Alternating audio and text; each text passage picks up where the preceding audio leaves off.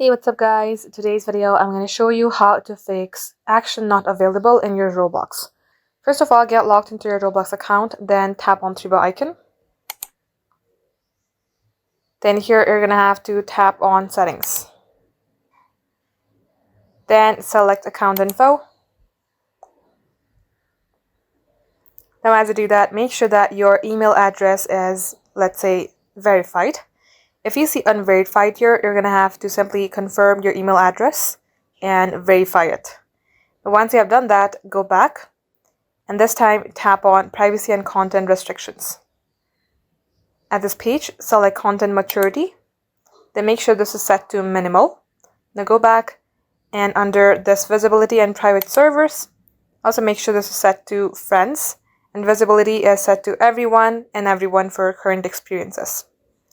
Now as you do that, all you have to do is go back, restart your device, and once you do that, go ahead, use your Roblox and it will fix your problem. If it's still not working, then you might need to uninstall Roblox and reinstall again, and that will clear the app's data and cache. Then you will be able to use the feature and the something went wrong will not be shown to you. Thank you for watching.